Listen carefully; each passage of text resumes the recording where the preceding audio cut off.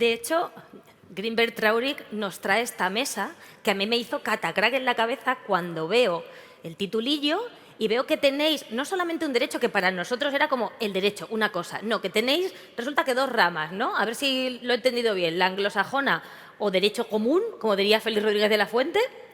Esto lo han pillado unos 4 del fondo, nos hemos puesto años en este momento, y la continental o derecho civil. Y pregunto, ¿usáis las dos? Esto es como cuando tienes que decidir si hablas en gallego o en castellano, como que tienes que andar usándolo. A mí esto me parece dificilísimo.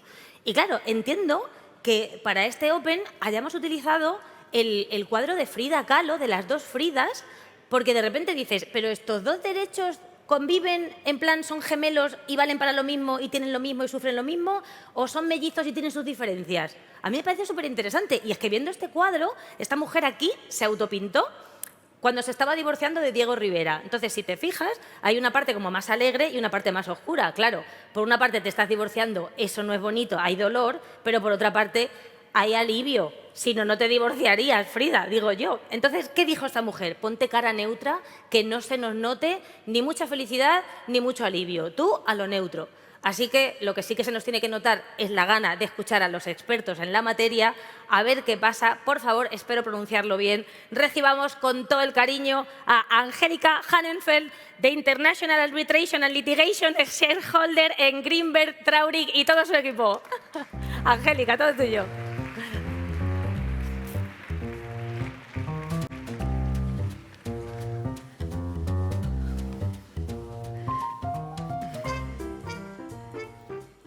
Muy buenos días a todos.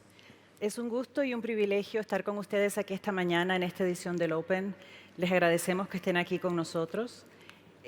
Como bien lo dice el título de nuestra mesa, Hermanas pero no gemelas, nuestro panel se enfoca en las tensiones entre el Common Law y el Civil Law en el arbitraje. Nuestro objetivo de hoy es compartir un diálogo con ustedes basado en las experiencias de los panelistas en ciertas áreas donde históricamente ha existido tensión entre estos dos sistemas. Tienen a dos abogadas de Common Law y dos abogados de Civil Law para tener un buen balance. Y en particular queremos conversar sobre temas que siempre surgen, ¿no? El intercambio de la prueba documental, el examen de peritos, el estilo de redacción de escritos, el costo del procedimiento con especial atención a la garantía de costos como una medida provisional al inicio de un procedimiento arbitral y al final el exequatur de laudos arbitrales extranjeros. Y entrando en materia para aprovechar el tiempo al máximo, me dirijo primero a Manuel para iniciar la conversación sobre el intercambio de la prueba documental. Manuel, ¿qué entendemos hoy por producción documental en el arbitraje internacional? Sí, buenos días, Angélica. Muchas gracias por tu pregunta. Gracias a Javier por la organización del Open, la invitación, por permitirnos patrocinar y a Greenberg Traurig por invitarme a esta mesa. Es un auténtico placer. Esta pregunta sobre el intercambio de prueba documental es una cosa que comentamos en la preparación. Yo creo que es una fase muy relevante del arbitraje. Es una fase en la que hay que tener mucho cuidado, como todo el mundo sabe, y creo que estamos todos de acuerdo en entender que es una fase en la que se puede solicitar la exhibición y aportación documental a la otra parte o a terceros a petición de las partes o del tribunal y que ahí cabe solicitar documentos, información u otro tipo de peticiones que no tiene que ser sencillamente documentos, ¿no? Yo creo que en este punto, Claudia y tú misma nos podéis explicar que hay una clara diferencia entre el sistema civil y el common law, en el judicial, pero creo, y es mi opinión, seguro que hay controversia en este punto, que en el arbitraje internacional hemos encontrado un punto de equilibrio en el que abogados de distintas tradiciones nos sentimos relativamente cómodos, ¿no? Y yo creo que se puede hablar de un punto de equilibrio y cierto consenso en 4 puntos que voy a comentar para recabar la opinión de los demás panelistas. Yo creo que la primera conclusión es que la fase de prueba documental es algo inserto ya en los procedimientos arbitrales, algo frecuente y habitual. La segunda conclusión es que el estándar del discovery anglosajón que utilizáis en vuestros sistemas, especialmente los judiciales, está descartado en el arbitraje internacional. Las propias reglas de la IVA en materia de prueba lo mencionan expresamente. El arbitraje anglosajón lo dice así, el discovery anglosajón americano o inglés no sirve para el arbitraje internacional, y en los reglamentos arbitrales de tradición anglosajona, de hecho, tampoco se refleja el incidente de producción documental concebido como el discovery anglosajón. La tercera conclusión, que creo que es común y que creo que estamos de acuerdo, podemos estar de acuerdo en ella, es en cuanto al alcance de la petición. Yo creo que los abogados de tradición civil ya estamos más tranquilos con el alcance de la petición de exhibición o producción documental, en la medida en la que el narrow and specific, es decir, peticiones concretas y determinadas, permiten tener una cierta seguridad de lo que se puede solicitar o cómo se puede objetar a ese tipo de solicitudes. En ese sentido, el fundamento común en los sistemas de Common Law y Civil Law es la justificación de la relevancia y la materialidad para el caso, no tanto una petición amplia y genérica. De hecho, en España, los reglamentos de las Cortes principales no concretan qué tipo de documento se puede solicitar y sí exigen la prueba de que sea relevante y material para el caso. El reglamento de CIMA es un ejemplo, habla de exhibición, aportación o remisión y la justificación de los motivos de exhibición y la relevancia probatoria. El reglamento del CEA y el reglamento de la Corte de Arbitraje de Madrid dicen lo mismo. Hay una cosa que creo que Raúl puede tener una opinión sobre el particular, y es si hay una lista exhaustiva en los reglamentos acerca de qué se puede solicitar, es decir, si son documentos, son planos, fotografías, diseños, programas, etcétera. Las reglas de la IVA incluyen una lista, creo que esa lista podemos estar de acuerdo, son una lista no exhaustiva. Incluso las reglas de arbitraje de las cortes de tradición anglosajona, por ejemplo la London Court, establece listas no exhaustivas, habla de información, documentos, bienes, muestras, inspección de lugares o cosas. Y yo creo que podemos decir que en lo que se refiere a la producción, al incidente de producción documental, ya no hay tanta tensión entre el Common Law y el Civil Law. Creo que podemos hablar ya de un procedimiento relativamente estandarizado, un alcance de prueba bastante común, independientemente de que haya árbitros o abogados de distinta tradición interviniendo en el arbitraje o que la ley aplicable sea Common o Civil Law. Y creo que hay un estándar de exigencia relativamente admitido, donde lo importante es justificar la relevancia y la materialidad para el caso.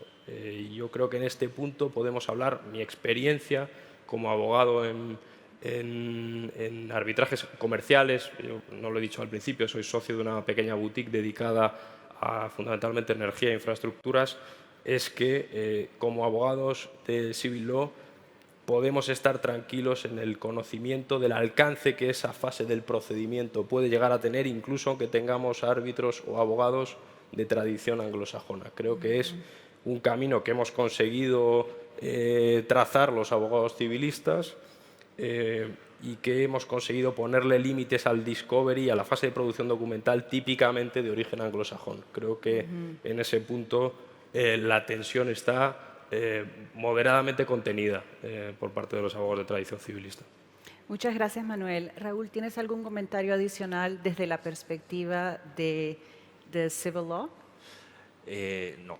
Buenos días a todos. Muchas gracias también por la invitación y este honor de participar en el Open de 2025. Yo estoy dentro de la sociedad, yo soy in-house de TSK, una empresa constructora de plantas industriales, una empresa asturiana, que construimos plantas industriales por todo el mundo, y hemos vivido o tenemos experiencia en ambos, ¿no? En la Common y en la Civil. Si bien es cierto que tienes que apoyarte, por supuesto, en los abogados locales, y en relación con lo que decía Manuel, absolutamente de acuerdo con él, nos hemos encontrado de todo. Si bien es cierto que esas tensiones, ese discover o ese disclosure inglés o ese discovery americano, que con las reglas de la International Bar Association, pues se pensaba que se iba a solucionar en cuanto a la amplitud, las han acusado de americanismos en algún caso. Yo creo que después salieron las de Praga, el Convenio de Praga, las reglas de Praga, que todo lo contrario. Es decir, esa dicotomía, esa diferencia tan grande que existía anteriormente, nos estamos encontrando ahora que, tanto, por ejemplo, en supuestos de casos bajo la ley de Nueva York o la ley inglesa, la Corte, sobre todo la Corte a la que te sometas y donde sea la plaza y la lex arbitri, pues no hay tanta diferencia, no hay tanta diferencia. Lo vamos a ver también después, incluso hasta la propia forma de las presentaciones de los distintos escritos que rigen el procedimiento, las órdenes procesales y, por supuesto, el tailor-made de la voluntad de las partes, ¿no? La documentación, como sabemos, bajo el derecho del civil law, sobre todo el derecho español, pues es el onus probandi, normalmente, ¿no? La cuestión en el derecho de la common law pues es haces un lacónico, un pequeño, o haces un escrito y luego vamos a ver qué es lo que vamos a presentar y qué vamos a solicitar a la contraparte que esté en su poder para poder incluso basarnos en los argumentos jurídicos que vamos a tener para la contienda, ¿no? Por lo tanto, esa diferencia tan grande que ha estado existiendo durante muchos años, ahora te puedes encontrar con tribunales. Nosotros normalmente nos sentimos cómodos o solemos trabajar también porque trabajamos con lenders, trabajamos con project finance y muchas veces los abogados de la contraparte te están exigiendo cortes de arbitraje bajo la CCI, sea Nueva York, sea Londres, sea París. Nos estamos encontrando que efectivamente se ha unido.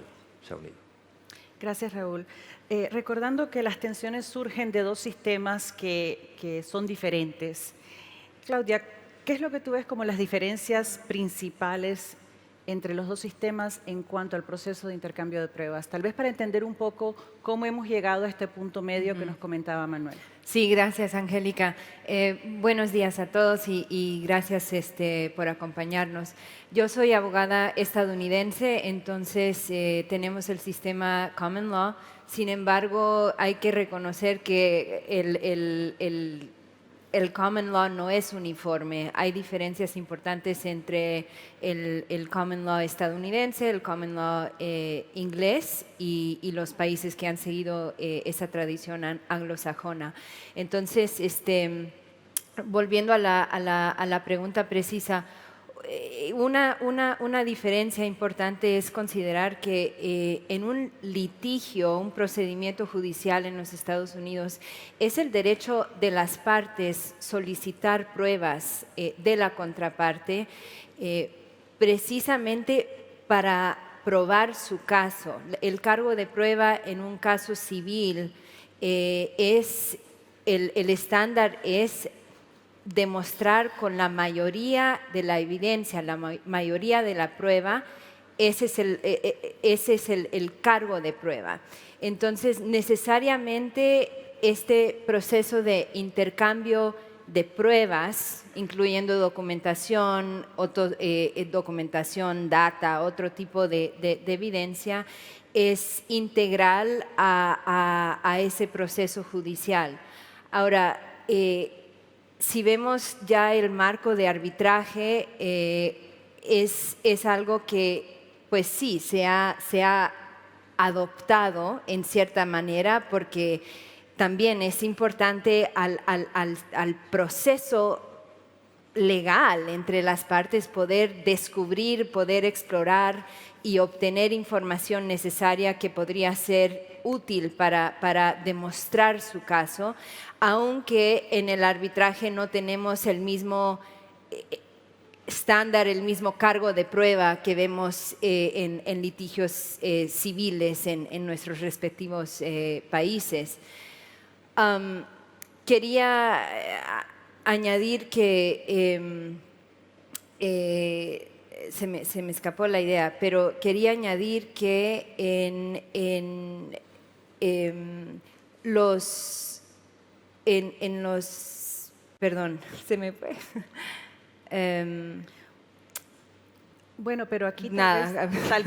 tal vez esta era la idea, Claudia, porque yo creo que para cerrar este tema me interesa mucho recalcar que en el sistema de Código Civil, según yo lo entiendo, una parte que demanda típicamente ha recabado sus pruebas y ya tiene cómo probar su reclamo.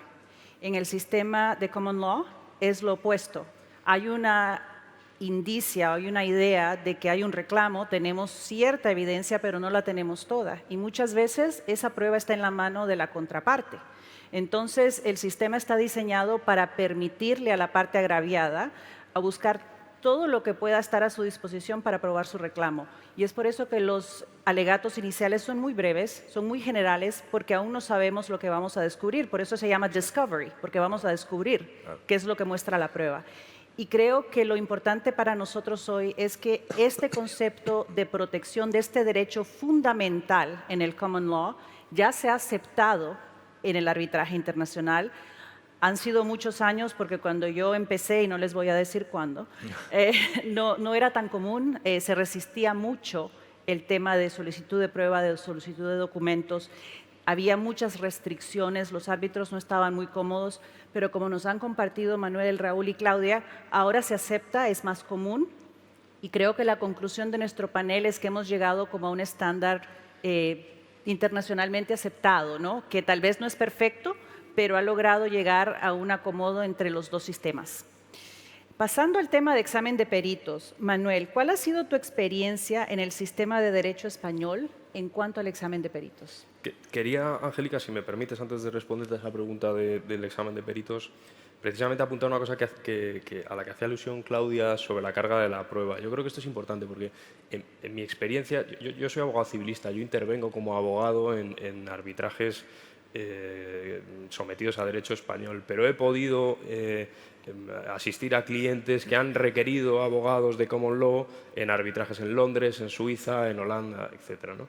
Mi impresión, leyendo los reglamentos españoles de las principales cortes, el reglamento de la London Court, reglamentos de otras cortes de origen anglosajón, es que todos parten de un principio más cercano al onus probandi del demandante, la carga de la prueba del demandante, y por lo tanto abandonan la posibilidad de la producción documental con carácter previo al procedimiento arbitral o como fase previa a los escritos de memoriales sobre el fondo. Es una cosa que quería apuntar simplemente porque creo que esto para los abogados españoles genera mucha incertidumbre y creo que ya podemos estar relativamente cómodos si sabemos que la producción documental va a llegar lógicamente a criterio del tribunal y con las peticiones de las partes, pero en una fase no tan temprana del procedimiento. En este sentido creo que ahí es donde el civil law ha ganado un poco. Respondiendo a tu pregunta sobre el examen de peritos,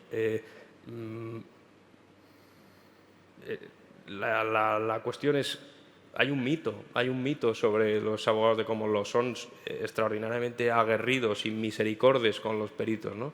No creo que los abogados de civil law lo seamos menos. Creo que la práctica en los reglamentos españoles e internacionales, incluso los de corte anglosajón o las reglas de la IVA, permiten sacar la conclusión de que hay una forma bastante estandarizada en arbitraje internacional de interrogar a los peritos, fases también bastante estandarizadas, el directo, el cross-examination, el redirecto y alternativas como el hot tabbing, que en España se traduce como el careo, es decir, es una cosa que, aunque tenga un nombre muy sexy en inglés, es una cosa bastante común en España, y que no hay tanta diferencia en la manera en la que se presentan los informes periciales por parte de los abogados civilistas y la manera en la que interrogan a los peritos y lo que buscan al interrogar a los peritos, que es menoscabar su crédito profesional o sus juicios de valor y apuntalar cada una de las cosas que dicen en los informes. En ese sentido, y no es por decir que los abogados civilistas seamos fantásticos ni los abogados anglosajones no lo sean, creo que hay un estándar bastante común en cuanto a cuál es el objetivo de la prueba de peritos, la manera en la que se practica y los objetivos que se consiguen. Ahí yo no sé, Claudia o Raúl, si su experiencia es que el tipo de preguntas abiertas o cerradas en la tradición anglosajona están más acostumbrados a ellos. Yo creo que en ese punto creo que también hay un estándar bastante común y quería lanzar una idea, y es que yo creo que en este punto, en materia de prueba, ya no hay civil law y common law, hay probática internacional, derecho de arbitraje internacional, y creo que eso nos da una ventaja a los abogados españoles y a los abogados de origen latinoamericano, desde luego, contra los abogados anglosajones. Contra es, obviamente, en términos dialécticos. Eso, te quería pedir, Claudia, tu opinión sobre, oyendo lo que nos dice Manuel, si ves alguna diferencia. Sí, o sea, estoy de acuerdo que en la práctica de arbitraje hemos llegado a una práctica bastante consistente. Sin embargo, yo creo que como lo que yo considero es que los abogados entrenados en sistema de common law, ese ejercicio de hacer un cross-examination de un perito o incluso un testigo de hecho, es un ejercicio sumamente preparado y entrenado para identificar los puntos débiles y o para hacer un punto en particular por medio de las preguntas que se están haciendo. Generalmente es el mismo objetivo que vemos en el arbitraje. Sin embargo, una diferencia es el estilo de hacer ese ejercicio, porque el estilo de un litigante de common law estadounidense se puede ver un poco agresivo, o sea, no solo acertado, sino un poco agresivo desde una perspectiva europea, por ejemplo. Entonces, yo sé que cuando estamos preparando para hacer cross-examination de peritos en un arbitraje, nosotros como abogados de common law hay que como que bajarle el volumen un poco, o sea, hay que adaptarse a un estilo un poquito más civil, por no usar una palabra tan redundante, pero sí, o sea, adaptar un estilo más ecuánime, más civil, más menos de ataque, ¿no? Entonces eso sería una diferencia de estilo que yo sí identificaría como una tensión. Yo, perdonarme, pero la experiencia, muchas veces el perito es el pleito. Yo hablo por supuesto, desde mi humilde práctica, que es la construcción normalmente de pleitos en contratos llave en mano de instalaciones industriales. Y hemos visto bajo ley de Nueva York, bajo ley de Londres, bajo ley francesa o bajo ley española, que al final puede ser definitivo para el arbitraje, la pericial, que, claro, dependiendo del tipo de arbitraje que estemos hablando, las periciales pueden ser de tal calibre o de tal complejidad que se necesita no solo una, sino vamos a tener varias. Vamos a tener económicas, vamos a tener técnicas. Entonces, lo que encontramos es que va a depender muchas veces el panel arbitral, por supuesto, no hemos hablado de ello, pero ya no solo la plaza o el órgano al que te estás sometiendo en el arbitraje, sino el panel arbitral que hemos elegido para que dirija la contienda y haga el tailor-made de las órdenes procesales o de las reglas que van a regir, sin perjuicio de que nos vayamos después o nos remitamos a la soft law para las distintas reglas que nos van a aplicar, ¿no? Es esencial el abogado norteamericano, el abogado inglés, el abogado español o el abogado francés o alemán o suizo, el estilo de cada uno a la hora de atacar estas periciales. Muchas veces no tiene por qué ser el perito contrario un enemigo, todo lo contrario. Puedes utilizarlo en tu favor, ¿no? Dicho eso, es importantísimo el panel arbitral en el que estás peleando. Es importantísima la educación, me refiero no solo jurídica, sino la educación de cómo llevar esos interrogatorios a los peritos y, por supuesto, sacar el máximo provecho, porque en nuestros casos, en mi humilde experiencia, la pericial a veces es definitiva. Y aquí, como un último comentario, explicarles que en el sistema estadounidense un abogado puede tomar el testimonio jurado de un perito antes de un juicio, lo cual es una gran ventaja porque ya se tienen que limitar a esas declaraciones, y es por eso que un examen de un perito en un juicio puede ser mucho más fuerte, mucho más detallado, mucho más agresivo por lo que hemos escuchado, por lo que todos han comentado, porque se le puede enfrentar con lo que ya nos dijo bajo juramento. Típicamente en los arbitrajes no tenemos esa herramienta. Tenemos un reporte y sí, se usa y puede ser válido, pero yo incluso les propondría que no hemos llegado a un nivel donde un perito pueda ser examinado de la misma manera que en un juicio en un common law country. De por sí ya están con la gran ventaja de que no tienen que dar ese testimonio juramentado antes de la audiencia final. Pero bueno, pasando al tercer tema para ver si logramos cubrirlos todos. Claudia, ¿tú crees que existen diferencias entre el estilo de redacción de escritos en el sistema Common Law y el sistema Civil Law? Este es un tema interesante y a mí me da curiosidad porque yo he trabajado mano en mano con abogados entrenados en el sistema civil y estamos trabajando en un escrito, ¿no? Y mi impresión es que mi entrenamiento como abogada estadounidense es los escritos se escriben de una manera muy precisa, con una estructura fija, con una descripción de los casos de precedencia de una manera no solamente exponiendo el caso, sino que se exponen de manera breve, a punto para demostrar lo que tú quieres sacar del caso. Y entonces esa estructura es algo que ya viene estandarizado en el sistema nuestro. Y en un arbitraje lo que yo he visto es que pues como no tenemos esas reglas que rigen no tenemos reglas que rigen un escrito de una manera tan precisa, se tiende a describir más ampliamente, se tiende a entrar mucho más a fondo a los puntos de ley que tal vez se puede hacer en una manera más breve.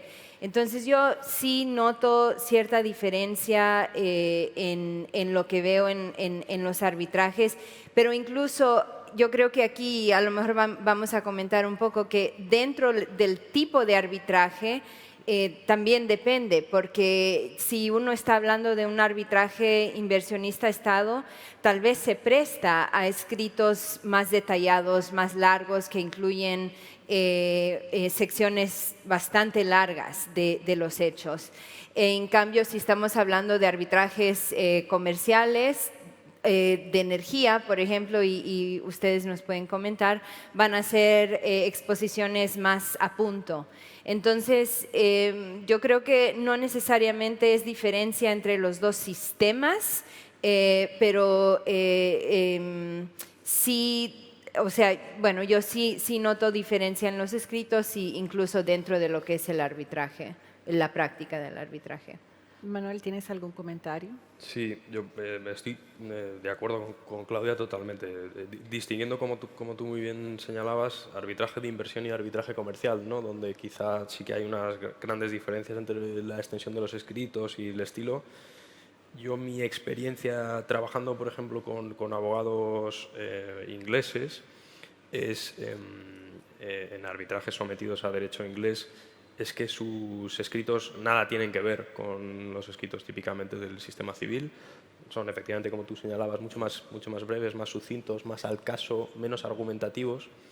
Y creo que no obstante esa circunstancia, los abogados civilistas no tenemos ningún problema o impedimento para ajustarnos a ese estilo si es necesario, ¿no? Yo creo que además hay arbitrajes en los que es conveniente hacer ese ejercicio de síntesis, y creo que además todos estamos llamados a hacer un esfuerzo por reducir el número de páginas, porque a más páginas, menos eficiencia, más coste.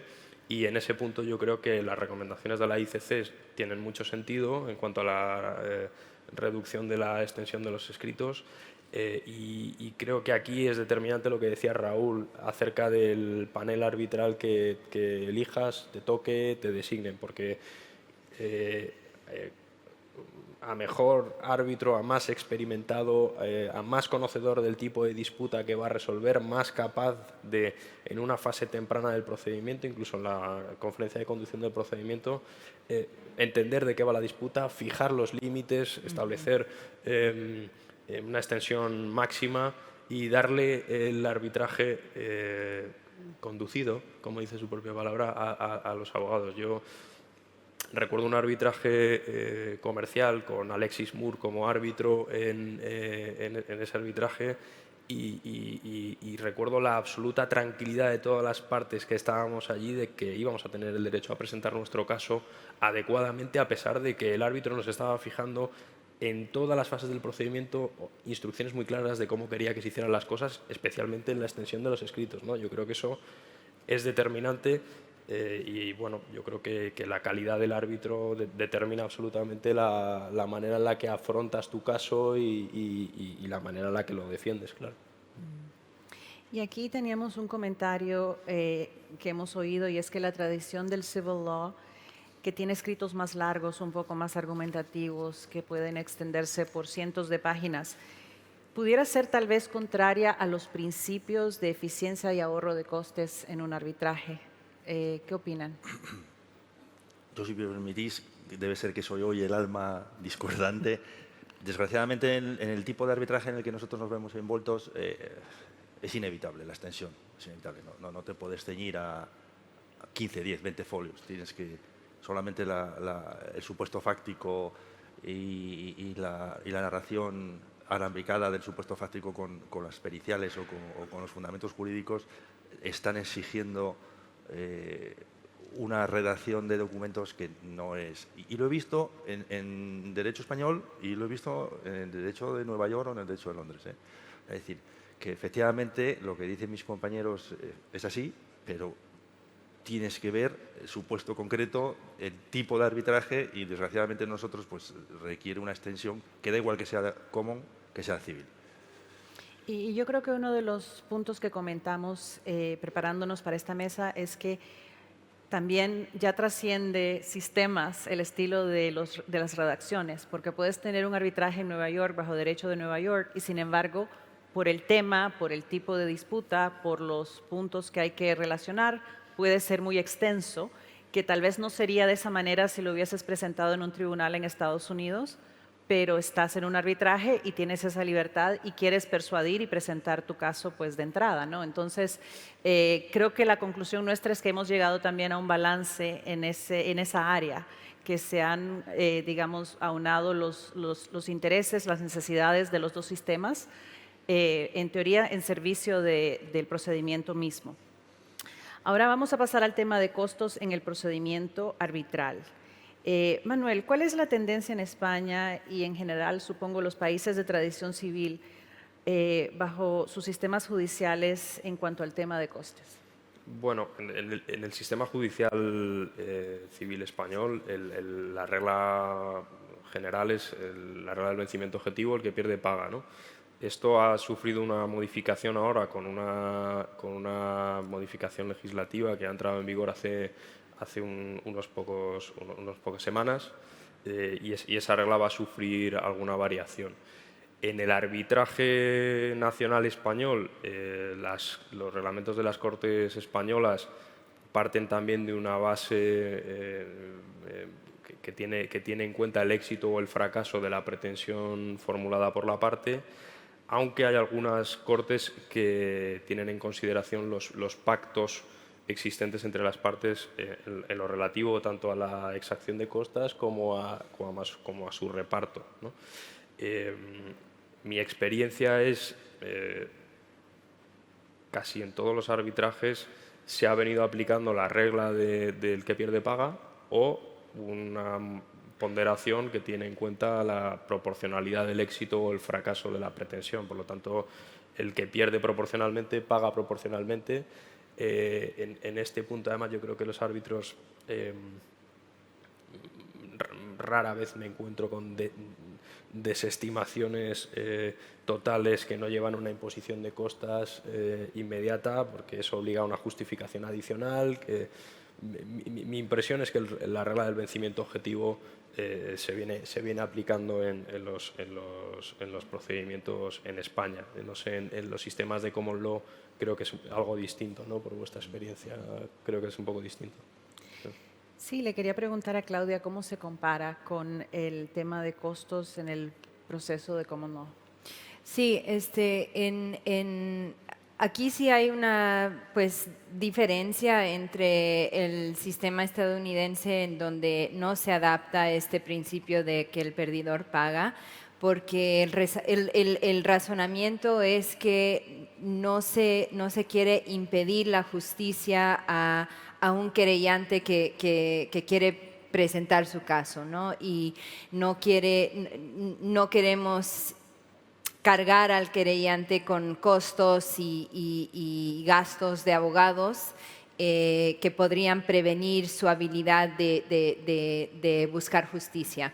Ese es el razonamiento por el cual en los Estados Unidos no se ha adoptado el perdedor paga, este principio de que el perdedor paga. Sin embargo, en Inglaterra y en otros sistemas anglosajones, sí, o sea, se ha adoptado este principio que igual se usa en el sistema civil. Y en este sentido, la gran mayoría de arbitrajes pues sigue esta tendencia, sigue esta práctica. Incluso en un informe que sacó el New York City Bar Association el año pasado, sobre arbitrajes que se han llevado a cabo ahí en Nueva York en un sistema estadounidense de common law, la gran mayoría de arbitrajes resultan en costos que se deben pagar por el perdedor. Entonces aquí sí hemos visto que eso es preponderante. Lo dejo ahí, no sé. Aquí una pequeña aclaración, y es que los costes en el arbitraje típicamente incluyen los honorarios de los abogados y supongo que igual en el sistema español. Sí. En Estados Unidos hay reglas de procedimiento que permiten recuperar costos como tal a la parte que obtiene un fallo a favor, pero son costos mínimos, es decir, la transcripción de la persona que está tomando el dictamen de todo lo que sucede en la audiencia, fotocopias, es un gasto mínimo, no incluye los honorarios de abogados, eso tiene que ser a través de una cláusula de un contrato o si hay un estatuto específico, sobre todo cuando hablamos de reclamaciones laborales. Menciono esto porque típicamente en los arbitrajes hay cláusulas contractuales donde se dice que la parte que prevalece va a recuperar sus honorarios, sus costos, todo lo que haya tenido que gastar en el proceso, pero hay situaciones en que no tienes esa cláusula. Y sin embargo, las reglas de la organización que está administrando el proceso, ya sea la CCI, el ICDR, dicen que el árbitro tiene esa discreción y entonces, al haber adoptado esas reglas, básicamente se le está dando al árbitro la autoridad para decidir quién va a pagar ese costo, que incluye incluso honorarios, que puede ser un monto muy grande. Esa observación. Pero aquí, pasando al tema al que queríamos comentar en particular, y vuelvo a ti, Claudia, ¿cuál es el impacto de los reglamentos de las entidades administrativas que confieren discreción a los árbitros para ordenar una garantía de costos como medida provisional al principio del procedimiento? Porque eso para nosotros, por lo menos en Estados Unidos, es algo que no se ve, es algo extraordinario que no es tan común como en los países de Código Civil. Sí, el impacto de esto, y precisamente sabemos que bajo las reglas actualizadas del CIADI han incluido una provisión para que el tribunal pueda ordenar una garantía de costos. En el ámbito comercial, el Stockholm Chamber of Commerce en el 2017 incluyó una nueva regla permitiendo que el tribunal ordene esta medida provisional. Y el impacto de esto yo creo que es, crea esta oportunidad en el caso de una demandada, obtener esta protección, esta aseguranza de que sus costos y sus gastos van a ser cubiertos si es que gane el caso, en sistemas donde esa posibilidad no existiría para nada. O sea, si vemos el sistema civil de Suecia en particular, donde está el Stockholm Chamber of Commerce, en Suecia esta práctica de cubrir gastos al principio pues no existe, no es algo ampliamente reconocido, no es algo como en los Estados Unidos, no es algo que se hace. Entonces, si una entidad administradora incorpora esta posibilidad en sus reglas, los tribunales van a estar más, pues tienen el poder explícito de hacer este tipo de orden. Y es un ejemplo de que los sistemas common law anglosajones, Inglaterra en particular, y los que siguen esa tendencia, pues han logrado una gran influencia en el sistema de arbitraje, porque sí vemos esta incorporación. Ahora, todo esto aparte, la realidad es que son muy excepcionales los casos en que se otorga esta medida provisional al principio de un arbitraje, porque en realidad yo creo que las raíces de esto era cuando la demandante está presentando un caso contra la demandada fuera de su país. Entonces la demandante o no tiene presencia en esa jurisdicción, o no tiene bienes en la jurisdicción, o por otra razón es una demandante insolvente. Entonces realmente son excepcionales los casos en los cuales un tribunal va a considerar apropiado otorgar esta medida provisional. Pero queríamos tocarlo porque es un ejemplo concreto en el cual se ha adoptado algo en el arbitraje que no es ampliamente aceptado en los sistemas ni civiles ni estadounidense, para ser particular. Y aquí el punto práctico es, antes de adoptar estos reglamentos, revísenlos bien y los consultan con sus clientes, porque va a ser una sorpresa muy grande a la hora de presentar un reclamo, tener que explicarles que pueden estar sujetos a este tipo de garantía. Pero moviéndonos al quinto punto, tenemos 4 minutos. Raúl, ¿cuál es tu perspectiva desde el punto de vista de derecho español en cuanto al exequatur de laudos arbitrales extranjeros? Bueno, en este punto todos conocemos el Convenio de Nueva York de 1958, que España es parte desde el 77. Nuestra experiencia, y hay que tener, ojo, mucho cuidado, porque claro, el Convenio de Nueva York del 58, posteriormente ha habido modificaciones que, aunque no han afectado directamente al texto regulado en el convenio, sí que ha afectado al procedimiento de ejecución. Es decir, en España, como sabemos, existe este convenio de Nueva York del 58 al que España es parte, se ha adherido. Pueden existir convenios bilaterales con estos países de donde venga esa ejecución del laudo, con lo cual hay que ir al criterio de la especificidad, es decir, convenio de Nueva York, pero si tú tienes un convenio bilateral que te está fijando las normas, en este caso, de la homologación del arbitraje en tu país, pues tienes que tenerlo en cuenta.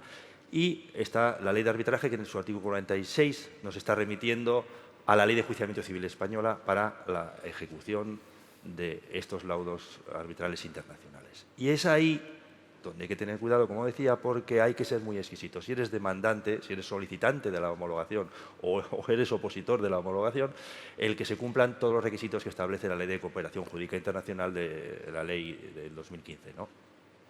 ¿Por qué? Porque un pequeño fallo en la aportación de la documentación que va por la vía de la excepción procesal, es decir, no va a entrar en el fondo, puede suponer el rechazo o la desestimación de la homologación.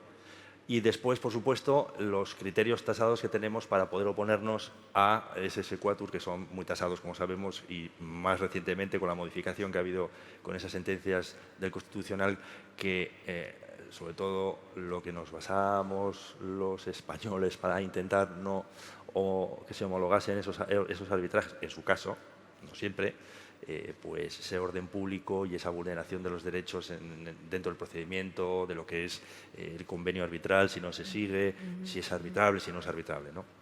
Yo lo que creo, la experiencia es que tras la modificación de la Ley Orgánica del Poder Judicial, donde los laudos extranjeros tienen que ser homologados en los TSJs de la comunidad donde radique el domicilio del demandado. Tú tienes el domicilio en Madrid, te demandan el TSJ de Madrid. Si estás en Asturias como nosotros, pues el TSJ civil y penal de Asturias, ¿no?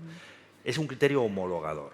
En principio es un criterio homologador. Pero ojo, porque si no cumples con los requisitos, porque la gente dice, no, ley de arbitraje, convenio de Nueva York, cumple el convenio de Nueva York. Sí, pero el convenio de Nueva York es del 58, ratificado en el 77, y hay una ley del 2015 que te está exigiendo que presentes, por ejemplo, me acuerdo ahora de memoria, el laudo original, con una traducción jurada y apostillado.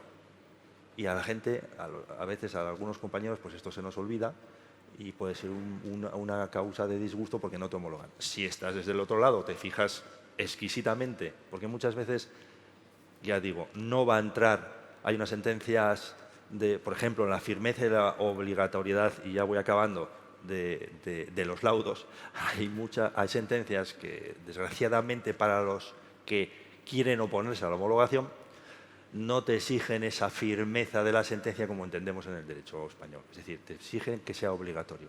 Puede verse, y se ha visto, la posibilidad de procedimientos o laudos que se están anulando.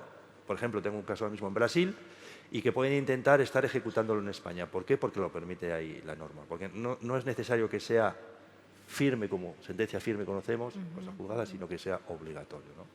Y ahí los tribunales, hay una sentencia del Tribunal Superior de Cataluña del 11, antes de la Ley de Cooperación Jurídica del 15, y otra de Murcia del 19 que evitan el doble laudo, que se dice. Y el criterio es, no hace falta firmeza, si es obligatorio, es homologable. Otra cosa es que después nos vayamos a lo que te permite el Convenio de Nueva York, que es a pedir la suspensión en el supuesto de que esto esté subyúdice en el país de donde se dicta el laudo. Y bueno, acaba de terminar nuestro tiempo. Yo creo que lo dejamos por ahí, simplemente agregando que por lo menos en Estados Unidos el proceso es muy ágil y está diseñado para que sea más rápido. Y bueno, muchísimas gracias por su atención. Espero que haya sido una conversación interesante que les pueda servir en sus casos a futuro. Muchas gracias. No tengo ninguna duda de que les va a servir y que, Angélica, dices, ha sido ágil, normal, con la velocidad a la que pronunciáis el inglés. Yo no he visto, en tu caso, o sea, en New York, o sea, en mi oído era Claro, es que una de mis mejores amigas es de Bogotá y claro, una de las cosas que me maravilla de la gente en Latinoamérica es cómo habláis inglés, porque el español nos da vergüenza. Entonces, cada vez que digo, dame la clave de la wifi, me dice, Sara, que se dice wifi. Digo, bueno. Digo, vamos al cine, que ponen Spiderman. Dice, por favor, que se dice Spiderman. Digo, ten tus narices a decir esto en Madrid, que te quedas sin amigos. Tenéis que ser abogados, peritos o cosas vuestras para ir a un hotel y decir, perdona, la clave de la wifi, te echan. Así que yo, de verdad, gracias por poner en valor esa manera de pronunciar. Y en tu caso, Luis, ¿cómo puedes decir, me falla la memoria, si no has parado de dar datos, cifras, 58, 87, 2007, y el pobre todo humilde dice, quizá me falle la memoria? No te falla nada, ni va a fallar el aplauso, yo os acompaño a la puerta. Maravilla. Voy con vosotros.